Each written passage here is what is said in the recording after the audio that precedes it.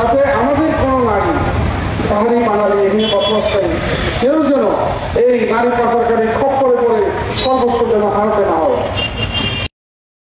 সবাইকে ধন্যবাদ জানাচ্ছি যারা এটার আয়োজন করেছে। বিশেষ করে তিনি দীর্ঘদিন ধরে অনেক সে কাজ করছে এই নারী পাচারের বিরুদ্ধে, এবং এর ফলে সে অনেক মানুষের মধ্যে একটা আলোড়ন সৃষ্টি করে দিয়েছে।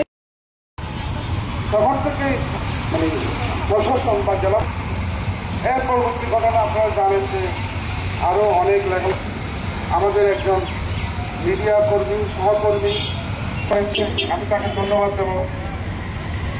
যদিও এই ঘটনা আসলে অনেক বিভিন্ন জায়গায় এইভাবে গরিব দুঃখীর গ্রামীণ বাচ্চা জন্ম দেওয়া হয়, তারপরে ওই নারীকে আবার পাঠিয়ে দেওয়া হয় স্টুডেন্ট হিসাবে। তারা তো আবার বিভিন্ন ইউনিভার্সিটি, সেটা ঠিক আছে, কিন্তু বিয়ের নাম বলে যারা যায় পিছিয়ে করা হয় আমাদের নারীকে, এটা তো আমরা মেনে নিতে পারি না।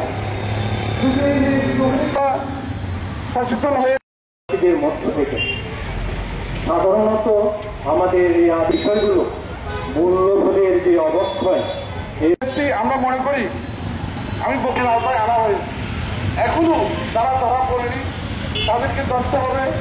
আমি বিভিন্ন